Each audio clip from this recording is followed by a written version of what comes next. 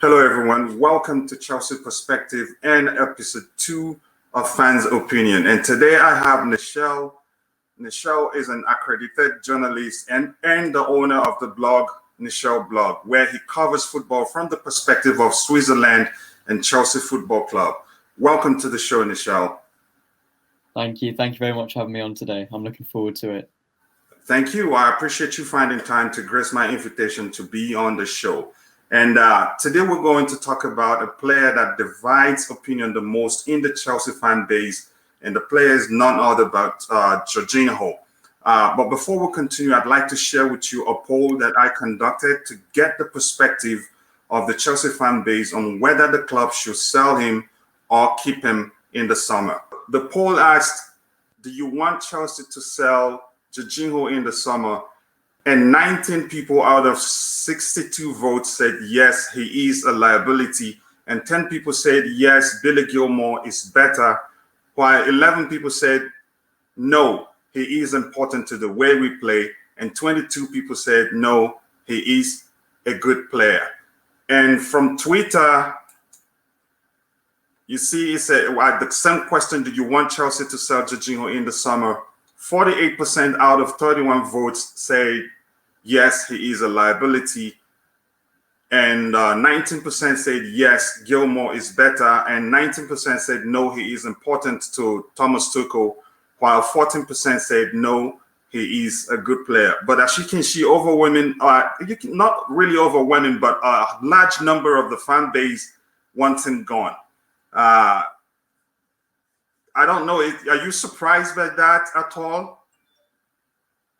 I'm not too surprised. I'm surprised to see a big divide, especially, we looked at Reddit with the first one, and it was pretty much 50-50 between fans who wanted to sell him and fans who wanted to keep him, whereas Twitter's very overwhelmingly towards selling him. And I completely understand that divide, because Jorginho is one of those players who divides opinion and divides the fan base, because we've seen him throughout this season, throughout his whole time at Chelsea. He can be a marvellous player, he can be a brilliant midfielder, but on the other hand, his inconsistencies, his mistakes, and his errors really cost him and really bring us down. So I completely understand why there's a divide. And even from my perspective, I'm not too sure which way I go, but we'll go into depth more later in the show. So you're not sure whether the club should sell him or keep him? It's not being not sure whether we should sell or keep him, but more, do we need to replace him and find a new player? And it comes down to whether we can find a good defensive midfielder this summer, because with the options we've got currently, we wouldn't be able to win the league or really charge for the title. Yes, N'Golo Kante is a great player, but him aside, Mateo Kovacic, we've seen is inconsistent. Jorginho, we've seen is inconsistent. And Billy Gilmour's got at least another 1 or 2 years before he can be that starting midfielder. So we need to look at a DM to invest in, partner up N'Golo Kante, and really boost our midfield and give us a chance and a shot at the Premier League title. We've been linked with likes of Declan Rice, of course, is a big one. Eduardo Camavinga, Dennis Zakaria is one I really like. But if we don't get a defensive midfielder, I really do love Zakaria. Go ahead, sorry. Absolutely. Zakaria, especially for me, fellow Swiss man, I would love to see him at Chelsea. But there are a lot of options we're looking at and we want to sign. And it comes down to, if we can buy a new defensive midfielder, is there space for Jorginho? Or would Tuchel like him so much that it's actually Billy Gilmour who gets loaned out in the end, or Mateo Kovacic who gets moved on? Even N'Golo Kante, though, that's the least likely option. So it really depends on what strategy we're approaching this summer with, who we're going to go for, what our budget is, and who we can actually attract to Stamford Bridge before we can consider the future of Jorginho. Yeah, I think that makes perfect sense for me, because right now, if we don't have a good replacement for him, because the truth is, he's a perfect player in terms of helping the team keep the ball. But defensively, that's where he has a problem. Whenever he's not playing with he's not paired with a player who's, you can say, defensively sound, he has a problem. And that's when people start complaining. And your comment, your response to that question brings me back to this Reddit survey. As you can see, there's a comment below that, the survey results, where the response there says, I prefer not to sell Jorginho until we find a passer who is much better than him. And that's perfectly said. That aligns perfectly with your response to that, whether the club should sell him or not in the summer. It makes sense to find a good replacement for him, because had it not been a player who plays like him, I think Tuchel would have found it difficult to implement his style of play because Jorginho is really good at helping the team control the game. But the problem is how he protects the defense. That's what I'm thinking is what the issue is. And thank you very much for that response, because it makes perfect sense to find a capable replacement that's even better than him. Like Zakaria is a very good player. Declan Rice is also good, who I would say is more of a box-to-box midfielder than a defensive midfielder. But they are better option than Jorginho. And okay, what do you think about the notion that Billy Gilmour is better than Jorginho? I wouldn't agree with that. Not yet, at least. In the future, absolutely. The ceiling for Billy Gilmour is very, very high. We've seen that talent at an early age. There's a reason he's been in the first team since he turned 18, and he's been a crucial player. At first, coming in and giving us a good midfield option, but now providing crucial cover when we've seen N'Golo Kante needing a rest, Jorginho injured and Kovacic suspended. The chance has been there for Billy Gilmour to come in. And every time he's played this season, he has really impressed and proved to Tuchel why he deserves a spot in this team. In terms of right now, Jorginho is still the better defensive midfielder. He's more experienced, he's more solid option, but we can't ignore that Billy Gilmour is our man going forward. When N'Golo Kante moves on, whether Gilmour can get to that height or not, we're not sure yet, but we know that he's a player who can carry on Conte's legacy as that key defensive midfielder, filling in, because he's only going to be 20 in the summer. He has so much time ahead of him. But right now, he's got a long way to go before he gets to Jorginho's level, about 7 to 8 years difference in age. So talent-wise, there's absolutely the potential. But to say that Billy Gilmour is better than him now, when he's not playing regular football, when realistically he's the fourth choice defensive midfielder, and he's not going to be above Jorginho unless Jorginho leaves the club, I wouldn't agree with that statement right now. Yeah, I agree with you, because the truth is Gilmour is not, I would argue, if you ask me, that he's not a defensive midfielder. He's more of a hybrid, you can say regista, than he is a defensive midfielder. And there's what he does differently from Jorginho for me is that he progresses the ball very well than Jorginho does. He's more attack focused. He hardly passes the ball sideways except when it's necessary. But whenever there's space, you can be rest assured that Gilmour will progress the ball instead of passing sideways or backwards. And like I said, he's more of a regista than he is a defensive midfielder, because he makes moves towards the opponent's half than he does towards our half. And he's good defensively, but I don't think he has enough quality to qualify him as a defensive midfielder. I think he still lacks a little bit in that area, although I've watched games where you can say, yeah, he reads the game very well. So I don't think we should consider keeping Gilmour as a defensive midfielder. There are some areas in that aspect that he lacks that wouldn't make him perfect for what we're looking for right now. How about I was going to ask you, okay, the part where some people picked the option that he is important to the way we play, that Jorginho is important to the way we play. What's your thoughts on that aspect?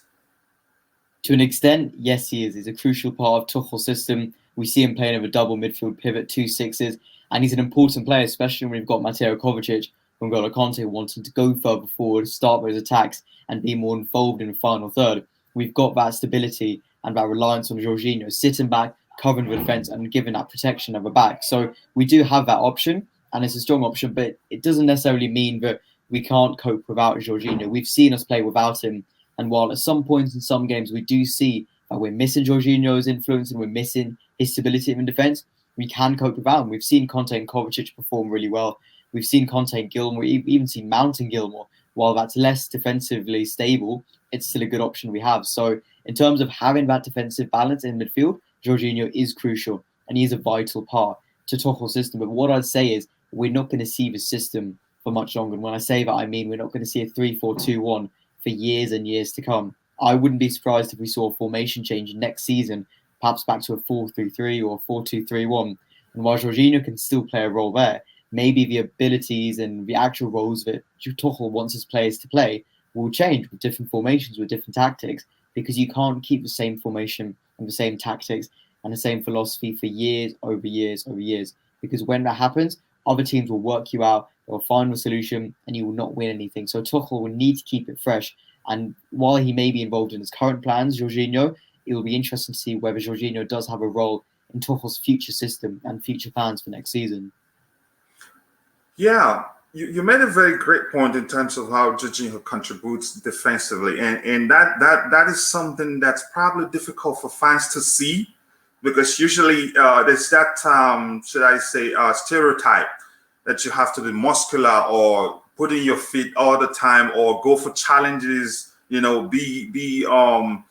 be aggressive to be defensively, that's to be helping defensively. How do you explain to the fans how Jorginho contributes defensively? Because it's something that's not, if people, the common fan, will not see it.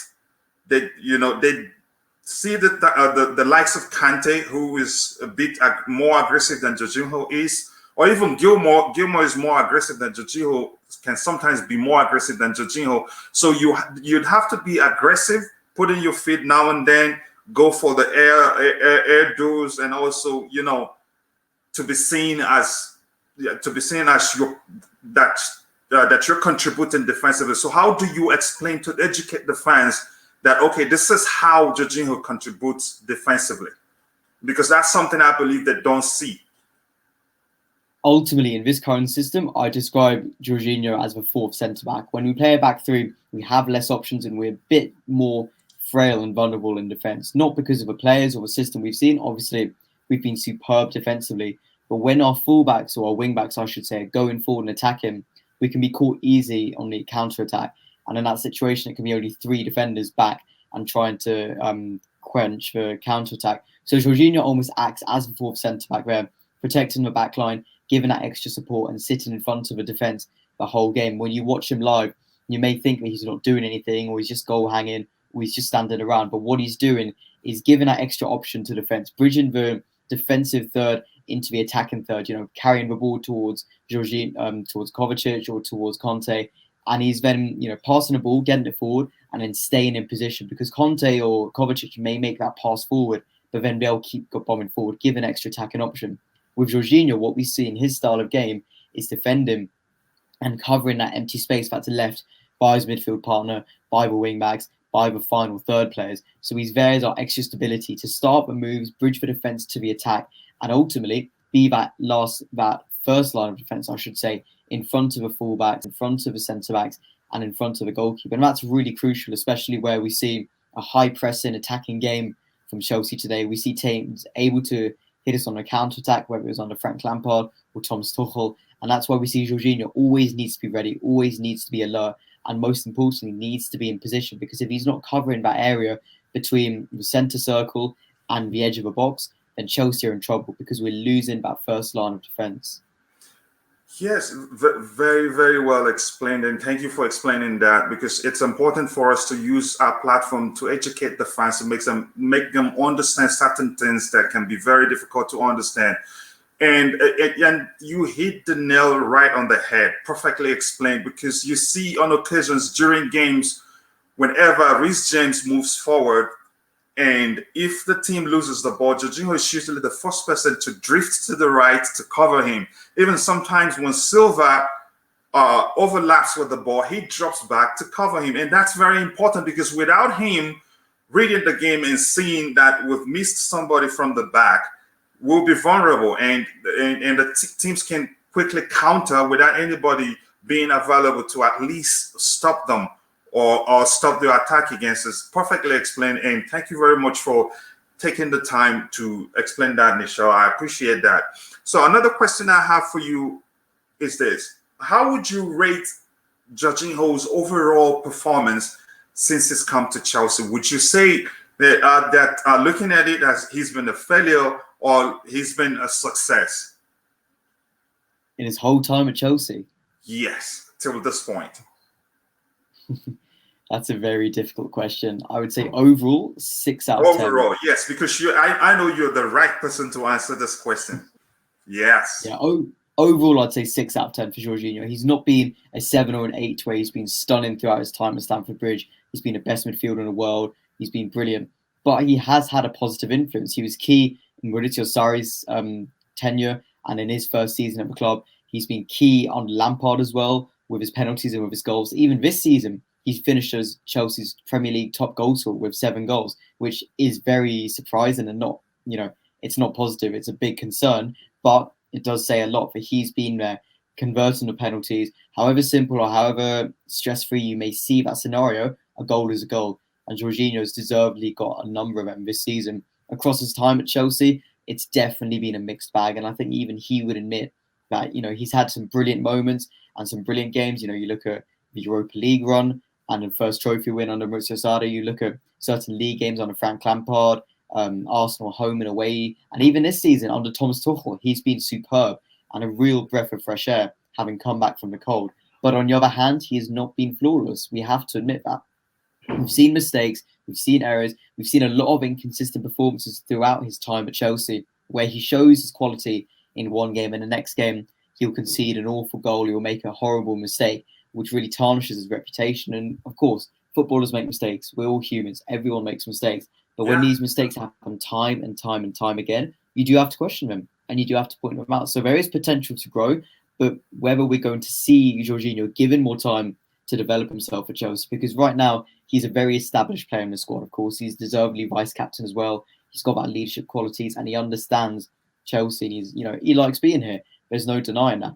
But we have to look ahead to next season. Is there still space for him? Can he continue to develop and can he improve as a player? Because if we keep seeing these mistakes and these errors, it will not be good enough and we will not be able to get to that next level. So we know what Jorginho is capable of, but we need to see that final bit of quality and that final bit of strength to iron out all the mistakes and be the ultimate midfielder that we all know he can be. So overall, how would you rate him from 1 to 10? I said 6 out of 10. I think so, like average rating. That's interesting. I'd give him around that number too.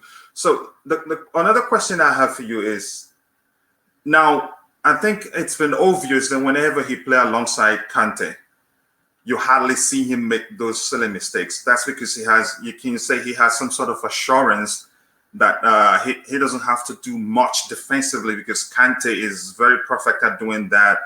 And that was why I said before that Jorginho seemed to do better whenever he's paired with a player who is defensively sound, especially Kante.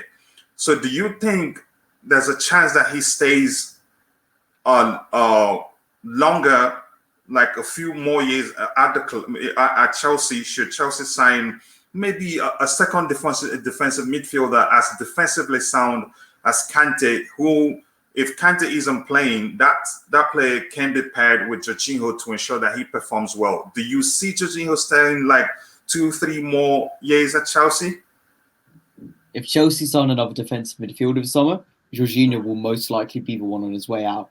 Either Jorginho will be sold or Billy Gilmour will be loaned out. Either of them is possible. We've seen Gilmour could do that development. He needs that first team football, but he is still a part of Tuchel's plans. And he has been an important player under Tuchel and under Frank Lampard. On the other hand, is it time for Jorginho? Does Tuchel want to go with him long term? Does Chelsea have space for him? And if we do bring in another defensive midfielder, there's no need to have 5 midfielders in our ranks, especially when we're only playing 2 defensive midfielders in our squad. So I do believe that if we do bring someone else in, whether it's Declan Rice, Eduardo Camavinga, Tchouaméni, any of these players, then Jorginho is at risk of being sold. And it depends, because we have seen talks of a new contract for Jorginho that maybe will be in the hands of a board, maybe kind of Sky, but we could also see him moved on. He's spoken about missing Italy and wanted to go back. His agent has also hinted at it, and while we shouldn't be reading into it too much, we can't ignore that, and we can say that while he's happy at Chelsea and he loves being at Chelsea, I'm sure he'd admit that there is that possibility of him moving on,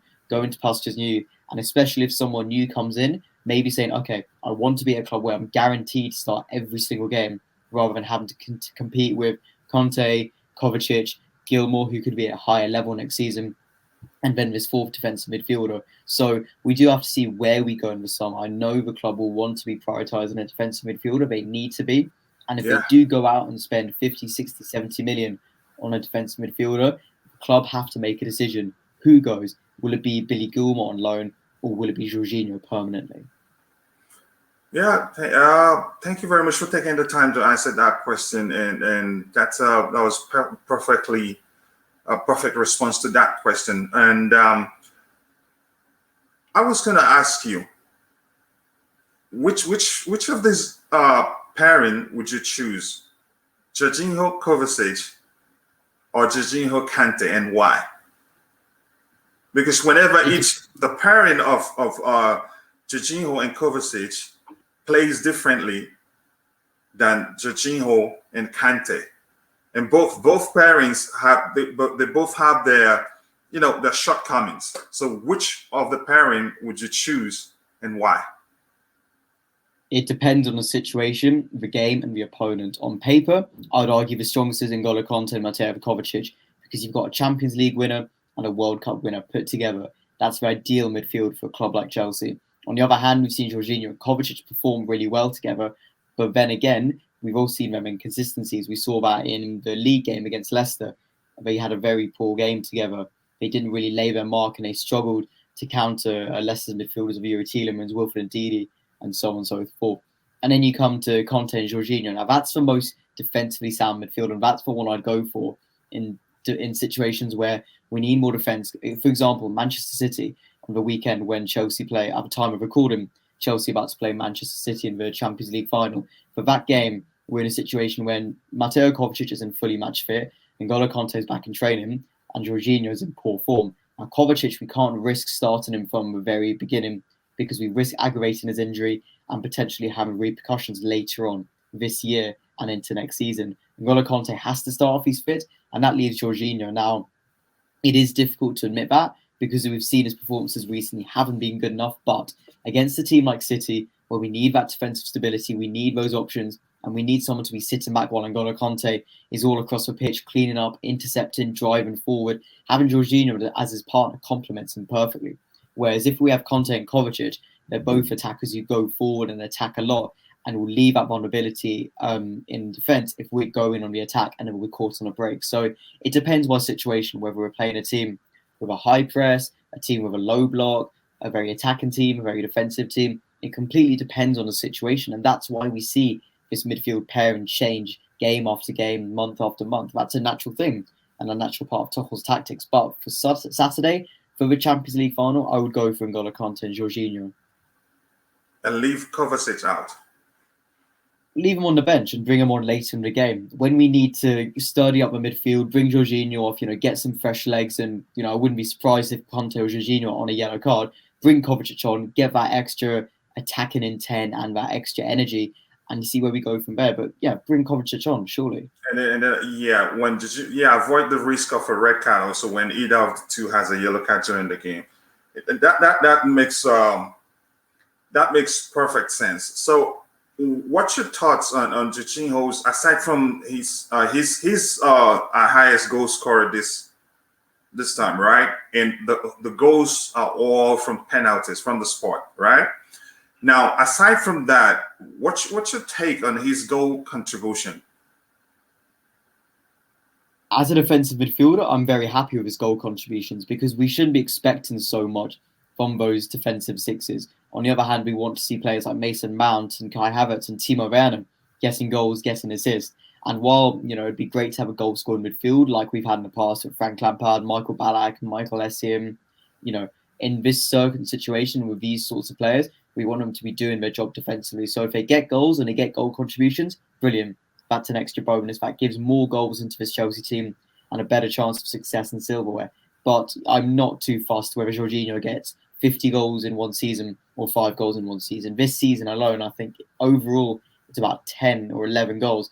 And that's a very good return for a defensive midfielder, in my opinion. And even if the majority of them come from penalties, that shows we've got that reliability and that good option from the penalty spot, which is what we've needed since Frank Lampard left, since Diego Costa moved on, since Eden Hazard also left recently. So I'm happy with his goal contributions. There's not too much to complain about with what Jorginho is doing. Rather so, why aren't other players getting more goal contributions, contributing more and getting the goals that their job is to do, especially the attackers in the final third? Yeah, very well. Again, another great response to that question, and you can say he's been quite unlucky because it reminds me of his time on the what's his name? The Italian manager that brought him to Chelsea, Sarri.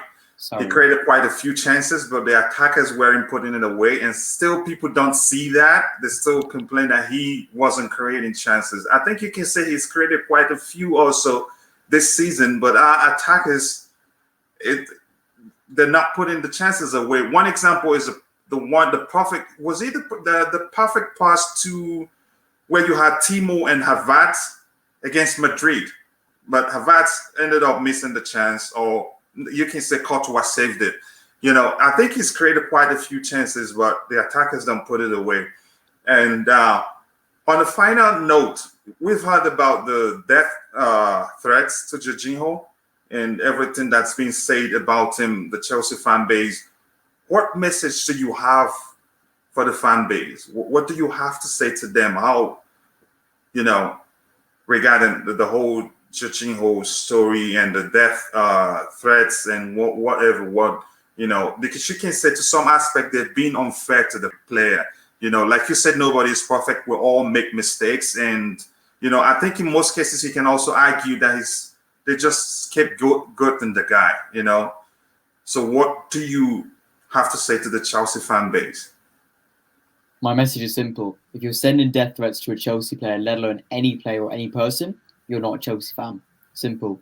Because if you're supporting your team and supporting your players, you're not going to send a threat to their life and a threat to kill them. And that's unacceptable in any form. And it's crazy that I even have to say this. Why are people doing this? Why would you send death threats to any player, let alone a player of your own team, just because they're not doing well in kicking a ball around for 90 minutes? It's absurd to me.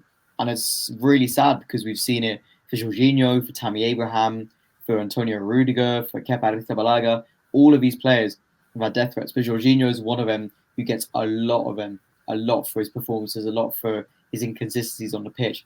And there's a fine line which is crossed far too many times between criticism, constructive criticism, and abuse and death threats in that case. So if you're sending death threats to any player, it doesn't matter if you're doing it as a so-called joke, if you're doing it in any circumstance, sending a message of intent and harm towards anyone and their Chelsea player, you're not a Chelsea fan. Simple as. Very, very well said, Nischal. And again, it's been an absolute pleasure having you on my show. And I appreciate you finding time to be on the show. Honestly, I do appreciate that. You don't know how much that means to me. But thank you again. And Nischal is the owner of the blog, Nischal Blog, where he covers football from the perspective of Switzerland and Chelsea Football Club. I've been there myself, and there are quite interesting topics there from the perspective of Chelsea and also Switzerland, and I believe you should go see it. And at the end of this episode, I will put the link to his blog and his Twitter account in the comment section and the description section. Please don't forget to go check out his blog and follow him on Twitter and other social media where he has presence. Nischal, again, thank you very much, and I look forward to having you on the show again. I appreciate you finding the time to be here. I know it's not easy, even though I had to cancel, move the time so very close to the initial time that we had scheduled. You still found time to grace my invitation. Thank you so much. I appreciate that, my brother. My pleasure. Thank you very much for having me on today. See you again. Cheers.